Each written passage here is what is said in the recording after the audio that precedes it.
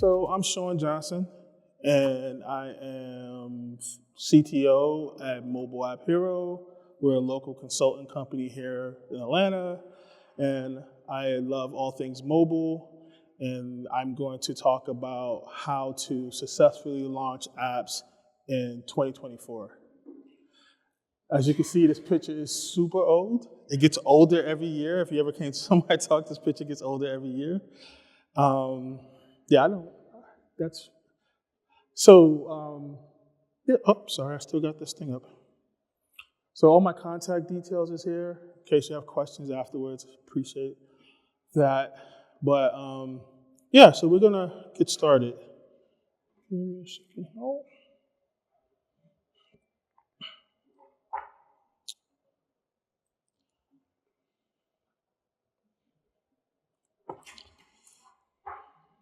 All right, so I'm gonna be really transparent. I am tired to death with creating slides. And I don't need a deck to talk about the things I want to tell you, but I wanted to have something to anchor the conversation.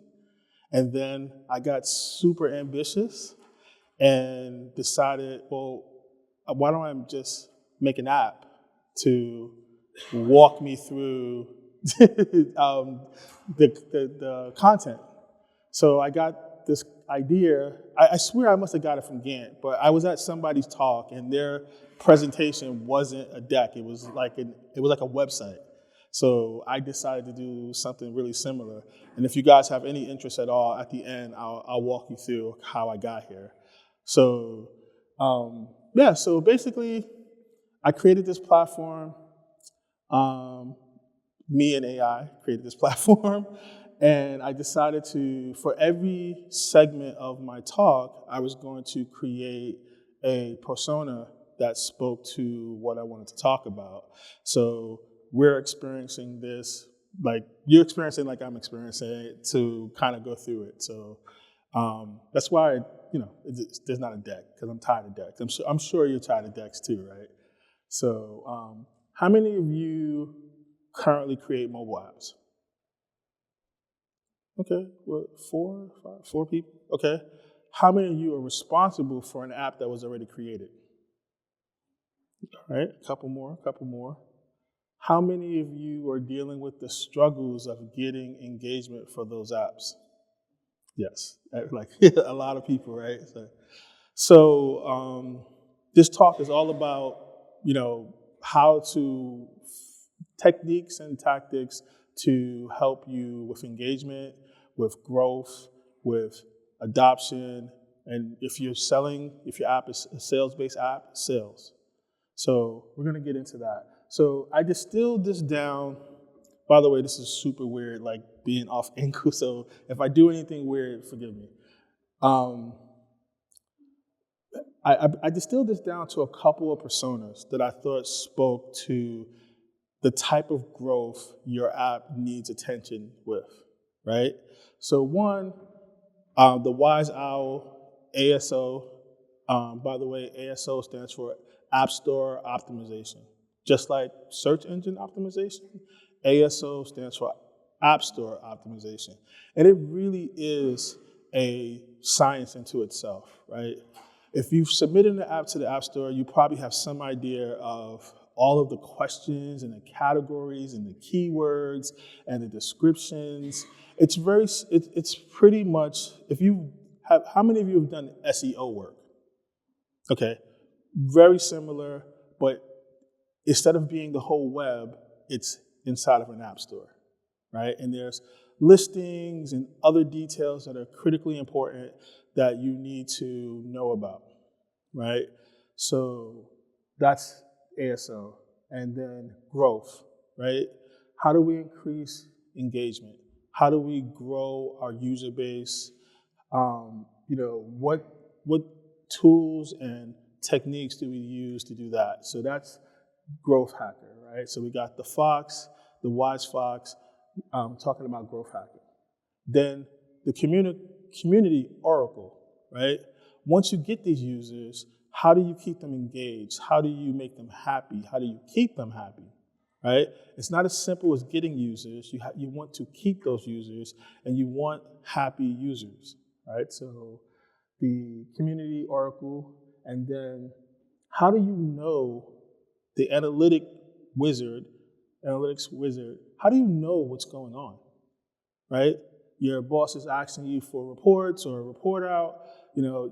These apps are still expensive, right? Building apps are still expensive. They take a lot of infrastructure. They take a lot of time and effort to build, and they need to be supported. In order to get the resources you need to support these apps, you're going to have to be able to let people know about engagement. So this is where we get into analytics, right? So metrics, user behavior, and optimization. So we'll talk about those. These are the personas that I distilled down to what I think will be helpful for 2024 to grow your have a successful launch or grow your engagement. Sorry.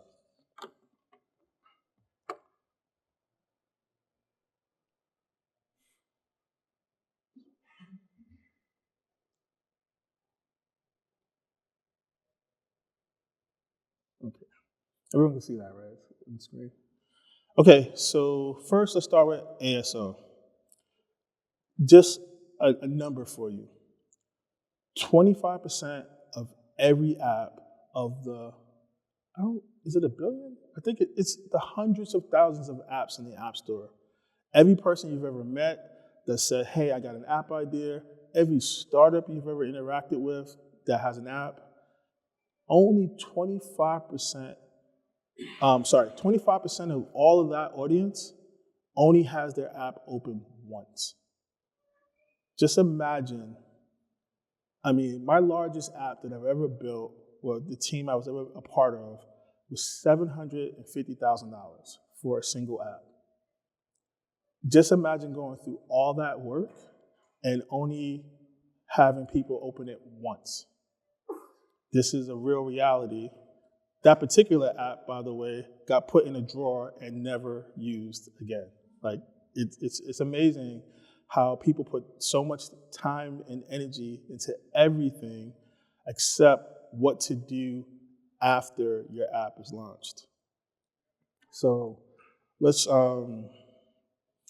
the App Store is very important. It can be a little complicated. As a developer, it can get a little complicated to get your app in the store. Apple has become very opinionated about your apps and what they can do and why they're asking for details and data. And you need a really good strategy. You need to understand the things that set them off. That's kind of a different conversation, but I'll just throw a couple of tips at you. One, when you're requesting user data, they want to know why. I actually had Apple ask me once, why did I need the email of the users that I was signing into the app? So they're really, it's changed over the years. One benefit for Apple, it was one benefit versus the Play Store, but now they both do it.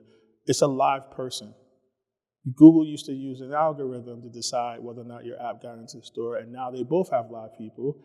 And now you got two sets of different people taking a dump on your app.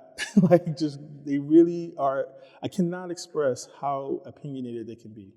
Like, I've seen them personally say, well, I don't think that should be that way. And so it just kind of goes downhill from there. So let's get into this quest. So by the way, this whole website is set up so that all of these are set up as quests. So we're going to go on the quest to figure out ASO. Let's start the quest. So one benefit of ASO, or one of the things you need to accomplish, is have a visual strategy, right? The ASO contains to your App Store listing the images, the videos, the animations that you list. When you go to the App Store and look at an app to get the details about whether or not you want to download the app, you'll see a very curated page and all the details about the app, the better you are able visually to describe what the app does, the more adoption you'll have. So videos are really important. Animations are really important. Very clear wording is really important. Um, Very clear wording is very important. Um, and understanding the keywords. So it's not as simple as just picking a category for your app. You have to understand the category, the subcategory, and not only in this country, in other countries. One technique is to look at some of the other apps in that category and see what they're doing, especially apps that are doing really well.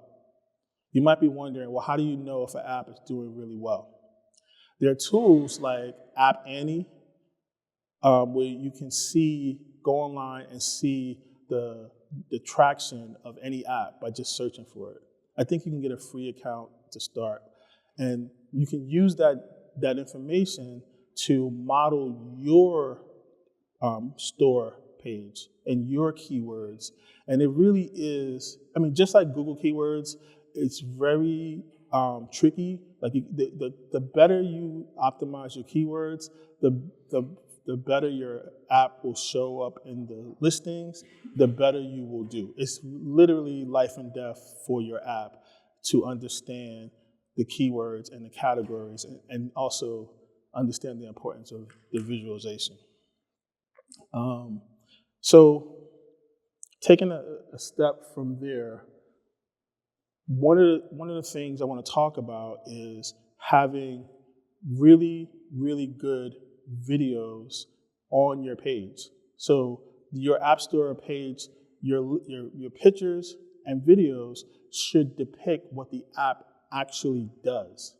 Sometimes you'll have a situation where a designer wants to show this really great design, and it's depictive of what they want, but not how people use the app. Or that's not the first thing you see when you open the app. First of all, Apple's going to ding you for this. If they don't see something in your store listing that's connected to something when the app opens, they're going to ask about it. So it's really important that your store listing images and video depict items that are actually happening sooner than later in your app. So here I have some examples of companies that get it right. TikTok, if you look at their store page, they get it right. It's a great example of images and videos and having a great optimized page. Duolingo, without a doubt, is like a titan in this area, in a lot of areas, but especially in this mobile area, where if you don't know how to do it or you don't have a plan, starting with these two companies will be a great way to start. Starver is also another great example.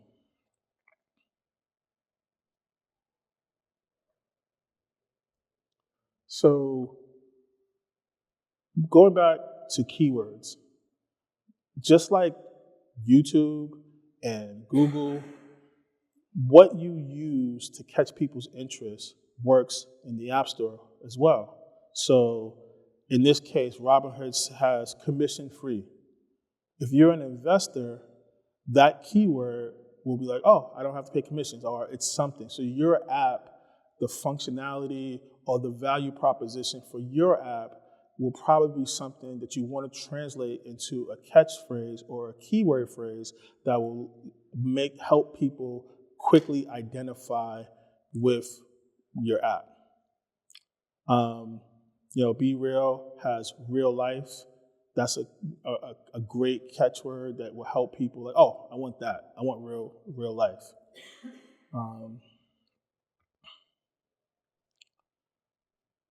So this is moving. I'm sorry. Great. Yep.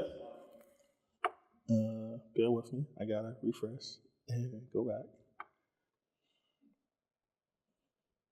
Mm-hmm.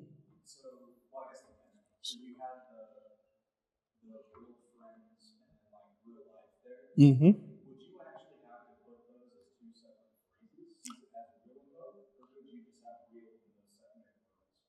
I would put them in two separate phrases. Yeah. Any other questions?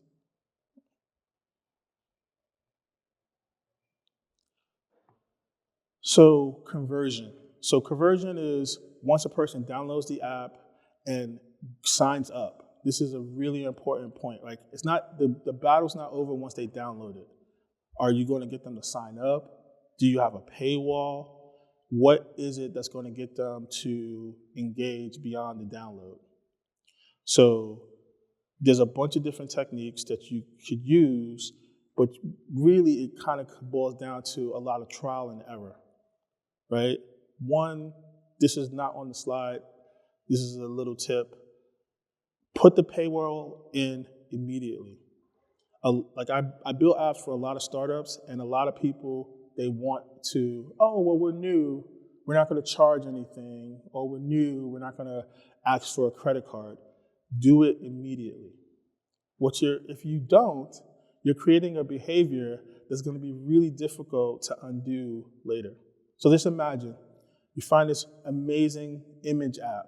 You downloaded it for free, and you've been using the heck out of it, right? Then the next time you go into it, and it immediately asks you for a credit card or for some money for this amazing service that you've been using, most people, unfortunately, have a negative reaction to that. Oh, I'm not going to use it. What, you guys are asking me to pay? I was just using it for free, right? Well, you just successfully trained your audience to not value your services. And this, I can't tell you how many times you have to argue with founders and business owners to put the paywall in for free. I'm sorry, go ahead. Yeah, so there's a bunch of different ways to, you put it in and you give them 7 days, 14 days, whatever, but you got the payment information. They're aware that a payment is going to be needed, and trials are great, but it really is the behavior of knowing, hey, I got to pay for this. Any other questions? Okay. Testing.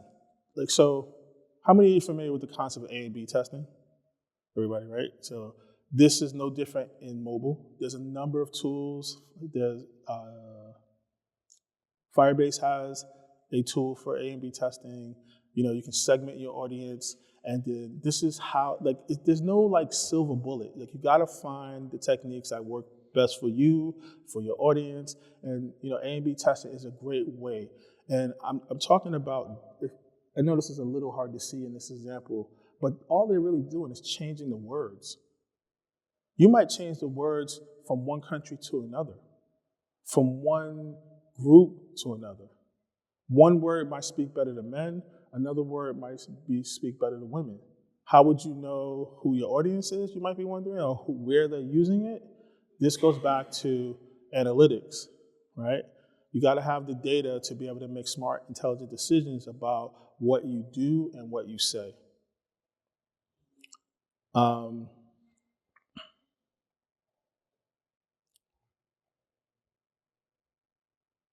Any more questions about App Store optimization?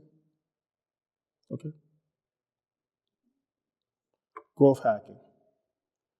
Understanding your users' pattern. How many of you are TikTokers? Really? We're the only two in this whole room that's using TikTok? I don't believe that. I use it hours a day. And I'm ashamed of how long I use it. But, so TikTok has, I think, a 97-minute average use count. By the way, here's some keywords that you want to pay attention to. Daily active users, DAO. Monthly active users. So some people would look at downloads as a consideration for how well your app is doing. But that's not accurate. Apps will be downloaded on your phone, as I mentioned, and never opened, and then promptly removed once you need space, which is not a big deal on iOS, but happens a lot on Android phones. So that's not really a metric. So it's not the only story you want to tell. right? You want to talk about daily active users and monthly active users. Well, how do you get more daily active users? You have to have content and things, value proposition that is engaging and invites people to re-engage. So we are, all right, how many of you use Instagram? Really? What do you guys do with your phones? I bet I'm as old as you are. I'm 51, so I'm pretty old, but I use pretty much all the social media apps all day. Oh, I'm recording. I'm not 51, I'm 27. Don't listen to that. But Instagram, same thing, great story, right? So if you guys are doing any type of content or if you pay attention to any type of content, what's killing everything right now?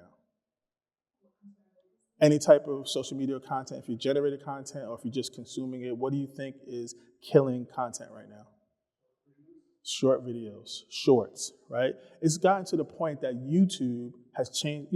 First YouTube used to push all the content creators for long. They wanted 30-minute, 1-hour videos. They would penalize you if your videos were too short. But now the most money is made on that platform via shorts. That's how, they're trying to push it because they're getting their lunch eaten by TikTok. So it's an opportunity, but it's a segment of the market that has a lot of growth. So shorts are important, short, repeatable engagements, right? You want people to pop in, get value, and then leave, and then come back tomorrow for more. How many times have you been watching a piece of content and it goes, stay tuned for part 2? It's so frustrated, isn't it, right? But guess what? We come back, right? This is the type of engagement that you need. You need a reason to come back. I can't tell you, again, from my personal experience, building apps where the client or the founder has no strategy for content. They're so focused on building this Ferrari, they have no idea how to drive it. And having a Ferrari that you can't drive, it's not fun. So you really got to have a holistic plan. And again, it's not on the slide, but what's really important is not just having content, it's understanding who the content's for. It's not being able to shop, it's where you shop. Your app will have an audience, and that audience may be different by locations in the city, by gender, by race, by country. They shop differently. And if you want to be successful, you have to understand the behaviors that are connected to how your audience is shopping your content. Most of us can't afford to spend the millions of, like Mr. Beast and some of these really large content creators, they can afford to create whatever type of content they want. More people with smaller brands, they can't afford to do that. Well, how do you mitigate that? Analytics. You speak to the audience you can talk to. Or at the very least, talk to one audience at a time. That's another challenge I see often. We're for everybody. You'll say, okay, who's your target demographic? Men 21 to 40. That's not a demographic. That's a huge sway. And men, you can't get them to agree on anything. Like, that's a really big swing. You got to be very, very specific because you're spending your money. Those ads that you're spending, that you need to spend, I'm sorry, let me do this now. You need to understand organic traffic. Organic traffic is traffic that people found you organically. They did a keyword search, your app came up, and it was something of value, so they downloaded it. That's organic traffic, right? It has a lot to do with ASO, your app store listing, your content marketing, how you tie everything together is how people find you, right? Now, paid traffic. This is where you got to start getting really specific. You don't want to waste your dollars and cents, and you got to create a strategy that speaks to a specific audience for a specific reason. Create campaigns that have engagement, have great call to actions, and then you'll be able to manage that audience to success. Referrals. How do you get people to say stuff about you, say good stuff about you, right? How do you get people to connect to your value proposition and not only use it, but tell other people about it? How many times have you had an experience on your phone and you couldn't wait to tell your significant other, or you couldn't wait to tell your mom, somebody, you had to tell somebody because why do you think that is? Anyone want to know why? Can give me an answer. Why do you run to tell people about the experience that you had via your phone? Yes, right? Both of those are true, right? So it's either a really good experience or a really bad experience. Unfortunately, bad is the difference between the good and the bad, like people can't wait to tell you about a bad experience. By the way, it's a negative, right? We want to take opportunities to delight. This goes a little bit off of here and goes completely into design and why design is important, right? Everything on the phone is far more personal, passionate. It's the first thing you pick up in the morning. It's the last thing you put down at night. Everything that comes out of it needs special attention, right? So when you think about that, how do you delight? How do you delight in experience? Bad is going to take care of itself. By the way, if you have, sometimes you have a bad experience. Sometimes you get negative comments. But what I see a lot of times is people will have bad experiences, bad reviews, but they won't respond to them. You should be in your comments in your app. You should be in the comments of your competitors. You should be up and down your category, looking through their trash, which is their comments, and seeing what they're not doing. If I was building something and I was wanting to know what to do, I would go to my competitor, look at his comments, and see what his clients are asking for. And then I would do that. I would start there, right? You need a differentiator, right? With hundreds of thousands of apps in the store, how do you differentiate your app versus your competitor? Go to their comments and see what his audience is complaining about and eat his lunch. Yep. So these type of traffic's really important. As I said, you really have to have a really focused beam because it gets really expensive paying for strategic and ad spend that could sometimes be ineffective. Any questions about that content strategy? Content strategy is not just in the phone. It's on the web. It's influencers. What you're gonna like the keywords, call to action, storytelling. All of these things connect in a circle to bring people. I call it a pinwheel. I want people to come out to a website, read something, learn something, and get pulled into my ecosystem. My ecosystem might be my app. It's probably my app, my website, the comments. You want just a circle. You want to go into other people's ecosystem, add value to somebody, and pull them out of that ecosystem into your ecosystem. So Facebook groups, this is a very common strategy. When you have a platform and you want people to pay attention to, you go into somebody else's Facebook group and start answering questions and being nice, and then slowly, from adding value, people start trusting you, become a brand authority, you become a brand trust. You form brand trust, and then they come out to your platform. They'll start asking you questions, and then you go, oh, it's funny you ask. This app is great for that. And you pull them to your ecosystem. Relevance would also relevance be part of the content because say someone who's watching some category of videos and then like short videos also come. They look at the relevance of what pattern you are trying to watch videos about and then according to that the content keeps changing.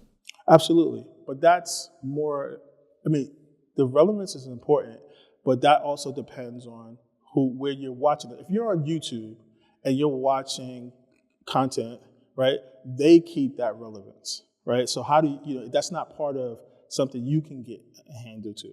But it is very important. Like, you can learn from somebody else's patterns. Like, okay, people are responding to this type of video.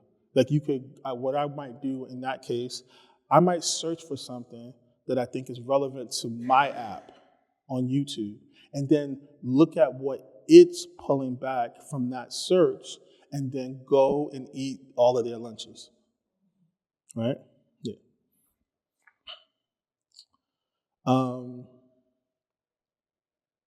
So this is, again, we talked about ads, right? Ad spend a little bit. You know, you talk about web-based ads, talk about paying for ads, paying for influencers to get people to talk good about your app. I mean, influencer marketing is a big thing. It cannot be ignored if you really want to have a strong strategy for success for your mobile app. Just like if you're on TikTok, you cannot watch a single video without some influencer trying to sell you anything from ice cream to leather chaps. It doesn't matter. They're trying to sell it to you, and we are buying it, right? It's no small coincidence they want to get rid of TikTok, because they really have altered the buying behavior of a whole generation of people. By the way, no one expects you guys to be experts in any of this, right? You know, there's plenty of platforms. Snazzy Cat or Social Cat? Sorry, it's not Snazzy Cat. Social Cat is a great platform for connecting with micro influencers who you could pay a small amount of money to be able to post stuff about your products and services in your app. There's a bunch of them, but if you Google influencer marketing or influencer agencies, you'll find some. Do not spend a lot of money until you have a proven track record with this. This is another problem with influencer marketing. Let me back up. Running ads can be challenging because it takes time to see whether or not the ads are working, right? So a lot of agencies will try to get you to sign long-term engagements based on that premise, but you really got to be really careful. Until you see traction, do not get into a long-term relationship with an ad agency, a marketing agency, or an influencer. You have to set engagement goals. So again, you might be wondering, well, how do I set an engagement goal for an audience I haven't figured out yet? Who's your competition? Who do you want to be? Who do you want this app to grow up to be? What are they doing? Who's their audience? Stand on the shoulder of your competitor, look at their homework, and extrapolate from there to your plan. And your plan will need work as it goes along, but at least you can start from somewhere, right? You start with looking over their shoulder, coming up with a strategy, then use that strategy to dictate how you work with the people that you need to work with to accomplish your goals.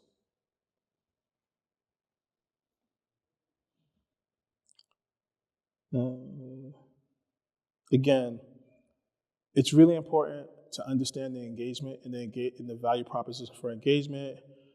Very clear metrics. You need to understand what each user is worth. How many of you are in startups? How many of you have a startup? Oh, okay. All jobs? Okay. I have a startup. But one thing, when you have a startup, your user acquisition cost. Like, a lot of the things I'm talking about affects your user acquisition cost. How much does it cost you to acquire a user, right? It's really hard to determine this in the beginning, but it's a very important metric you need to keep track of, because you can't write a budget for a campaign if you say, like, you came to me and said, I want to reach 500,000 users. And I told you that it costs 20 cents a user. Are you ready to pull the trigger? You really have to focus in on your metrics, your target demographic, and who do you want to reach first? Because remember, as I said, you most likely can't reach your full audience, right? It's much easier to eat that elephant a bite at a time. Okay, we're going to focus on, this is our most, also, Who's your most valuable customer? They're not all the same. How many of you have Android phones? Okay. Android phones, I'm going to say a number. It's going to be wrong, but it's going to be, the scale is going to be right. It's probably 20 to 1. For every iPhone, there's 20 Android phones, right? So Android's the place to be, right? Right? Not if you're selling something. That one iPhone will outspend those 20 Android phones. So if you're selling something, you want to be on the iPhone side. And by the way, if you're building an app, please, please, please have both phones. Oh my God. Somebody's hired me to build an app for them, and they won't spend $1,000 on a phone, but they're paying hundreds of thousands of dollars for this app. Please have both phones, because you can't really experience things if you're looking at somebody else's phone or asking someone else or going through a simulator. It's just not the same experience. And all of this is leading to making data-driven decisions, right? What should I do? When should I do it? How should I do it?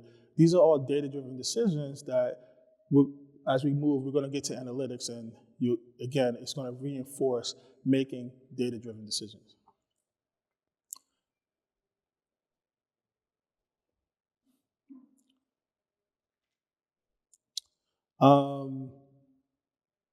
Sorry.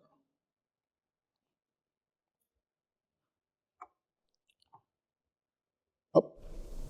The previous slide, the consistent reward cycles. Mm-hmm. Does it only apply for gaming apps, or TikTok doesn't have any kind of reward cycle? Thank you for asking that question. It's a great question. So the question was, does the continuous rewards cycle only apply to games? And the short answer is no, but the most important answer I want all of you to hear me say is gamify everything. Gamify every experience that you can on your app. It's one of the things that keeps bringing people to your app. It's what, so I want to say Candy Crush? Yeah. So hilarious fact is 46% of women are gamers, but they do not like the term gamer, but they play a puzzle game every day. They spend money on games far more than their counterparts. They spend money on games. So the idea is gamify everything. Leaderboards,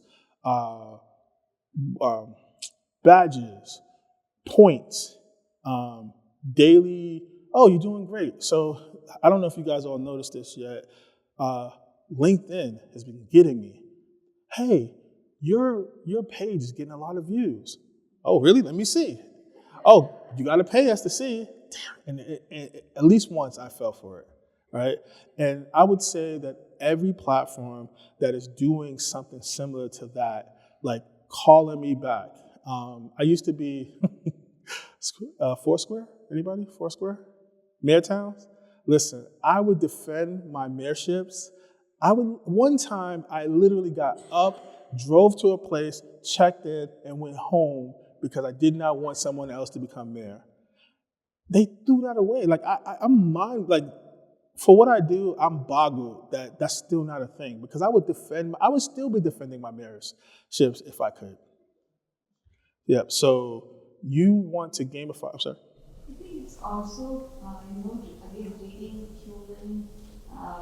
human character of rewards. Absolutely, Or absolutely. happiness factor. Mm-hmm. Because now that an instant reward or makes the happiness factor go up. Yep. Because, that's what sometimes emotionally we would fall on. We all want the gold star. We're still in school, we all want the gold star, and we're willing to kill for it. This is not unique to mobile. You see this like CVS. You just check in. All these loyalty. Some of these people have really figured it out. CVS, Target, Best Buy. Like, some of these people have really figured out these loyalty things that make. Like, I spend money to gain points to spend more money. I got to the top level, And I maintained it for years. And I would literally have the fast button to reload just so that it was all set. I mean, Starbucks and Apple are the largest non-bank banks. They have all of our money, we're waiting for you to spend it, and we buy gift cards, we do all the points because we want the gold star. Absolutely. It is very human behavior driven. They do the gamified thing too, where it's like if you buy two, whatever this week, then you get extra points, and it's like. They do that, but also very effectively. So give me one thing that separates a website from a mobile app from the perspective of engagement. Notifications. It's the big dog. It's the big dog. You can talk to your audience of 1 or 200,000 in an instance. You got something to sell? You can put it in front of one person or 1 million people with almost no effort. For that alone, most everybody needs an app, right? I haven't said these words in a while, but if you have a product and you don't have an app and you understand the power of notification and audience segmentation, you are doing it wrong. So I'm way off script, but getting the users, you also have to manage to keep the users. You got to talk to them. This is great. Thank you, but that's not helpful. What is great about it? What can I do? What can I do better? What didn't work for you? What did work for you? What should I do more of? Right? You got to have those conversations with your audience in order to grow. And you got to reward your audience, maybe through gamification, maybe through loyalty points. You reward them and you nurture them. They're like flowers. You dig a hole, you put the little substrate, you put the manure, and then you pour water and you love them, right? And then they grow. And then they're delighted. So talking about UX, like animations and little butterflies, things that they like, they reward you by telling other people, oh, you gotta try this app, it's amazing. Or I had such a great experience. Or the community conversation is so great on this platform. You really gotta come over here, right? I have a friend, and she's been bugging me, and I haven't done it, so I don't know if anyone else is really into it. Monopoly Go, they're doing everything right. Again, if you don't have a strategy, Duolingo. If you want to teach somebody something, Duolingo. If you want gamification, Duolingo. If you want to see how to expand your audience or so the app stores allow you to do in-app community things. That's another way to grow your audience, is to do things that pair in the real world in your app, right? Hey, if you check in from this location, we'll give you, Starbucks or whatever. Like, these are the things that tying the virtual to the real world is a cheat code, right? And it's not as easy as it sounds, but if you have a specific audience that's already engaged and you can transfer that engagement to the real world, now you have people in your app and people in the real world. It's a powerful strategy. And like I said, when you build this audience and when you have this thriving community, do not forget how you got them. You love them, you listened to them, you responded to them. The fastest way to kill your platform is to forget how you got your audience, right? You have to love them, you have to listen to them. They're all delicate little flowers. Everybody has a concern that they think is the most important thing, and you have to strike a balance with figuring out, yes, you are that important. It is about you. I'm here to serve you. How can I help you? And they will reward you with their audienceship. Yeah.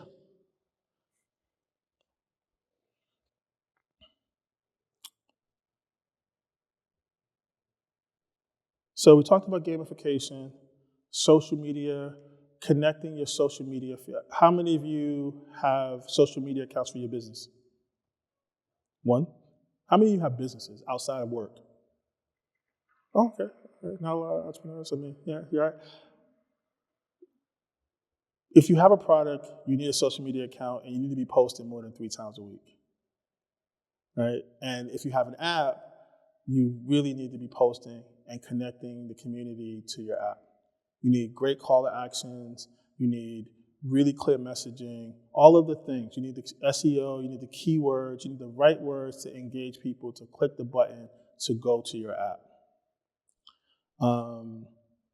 So the streak system, right, that like Monopoly and a few other things been using, right? It's like, it's not enough to get it once. I got to defend it. I got to keep bumping my engagement to keep the streak going. You know, I'm an avid book listener on Audible, and I'm seasonal though, right? But once I get started, it's like I'm on my 10th book for the season, and that little badge, that little thing goes, "You're on a hot streak." I go, "Yeah, I am. I want to keep that going," right? So these little messages, they go really far, you know. Again, the winter comes, I get that seasonal depression.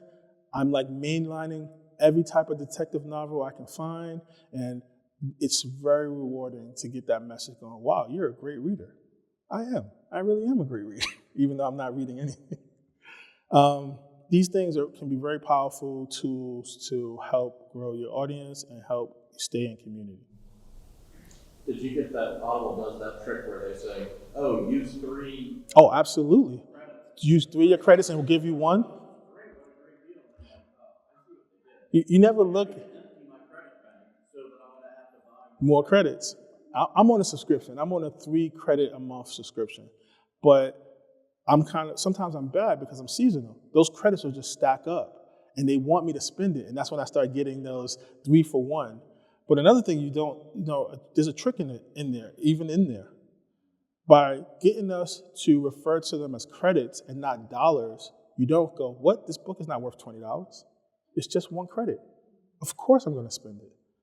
I think you got to be careful with that because this somehow ties back to gaming and sometimes gambling. Like when you get people to exchange dollars for coins or things, there's a little bit of a thing you need to at least just have in the back of your mind that, any of you do sports betting and things like that, listen, don't get yourself in trouble. Like you want to use the coins and the credits, but don't get yourself in trouble. Yeah. So I talked a little bit about daily active users versus monthly active users. Again, really here, the thing is to have that language, right? How many users are using your app per day? Before I got on stage, I had a conversation with a potential client. He goes, in the beginning, the conversation goes, we're doing great. Everything's going great.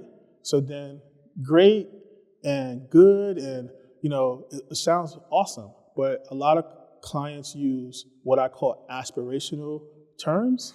We're going to be as big as Google. Do you know how big they are? Do you know how many daily active users they have? Like, let's put some SMART goals to these things that we say.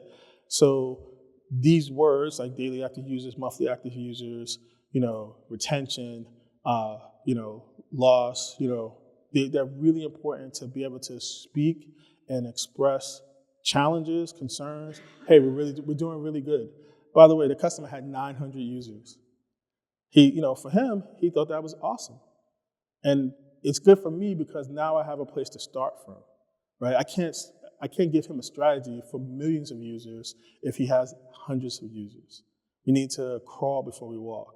So these terms are really important, understanding the metrics terms. So coming up with targets, right? You can get just your tail spun up in a propeller really quickly by not having a strategy. I work at a startup, and part of what I do at a startup, we're having conversations about how big we want to be. It can lead to a little bit of depression because, we're doing everything in the world we're supposed to be doing, and we're not getting engagement. But you got to have a realistic plan, right? You got to say, okay, we'd like to get 1,000 users this month. We'd like to get 10,000 users in 3 months. And not that you just have these random numbers, but you have a strategy that starts with the first month and tools and techniques that grow your engagement over time. How many of you write product roadmap docs, right? You got a product, you're building this whatever, this widget, and you're like, okay, it's gonna take us 6 months. You don't get to the end of the 6 months and then go, oh wait, marketing, right? Marketing has to be a part of the roadmap so that you can do it a bit at a time, not wait to the last part of your roadmap and go, oh wait, we built this car, we gotta sell it, right? So you gotta have targets, you gotta understand demographics.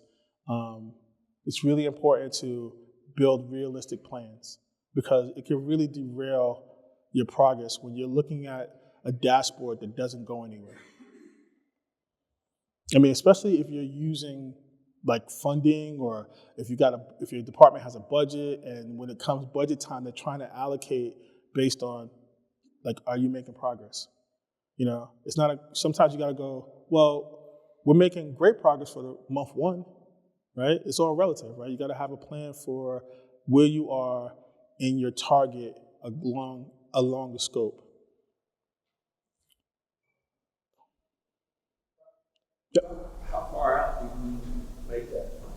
Is it like I mean, I can't really answer that specifically, but I'm gonna tell you what I like. I like 3, 6, 12, 18, right? I like that cycle. 3 months, 6 months, 12 months, 18 months, right? By that time, you should have a fully good understanding of how the customer engagement is doing, how you're doing at marketing, what you need to change. I think that. I've eaten up a lot of time, and I don't want to just stop. I'm going to just stop with this. Questions, thoughts, concerns? No? Okay. Well, I'll go back to here. Yep. this is just about you. How did you get into like starting your own startup and everything? Were you a developer first, or did you? Yes, I'm an engineer. I've been an engineer for about 27 years. And then I tripped, hit my head, and became a product person. Engineers become product people, whether you like it or not. It's a scary cycle, but it's the reality of what the work we do. You build things for other people that you don't care about, and then you start building things that you do care about, and you wake up and become a product person. And any questions?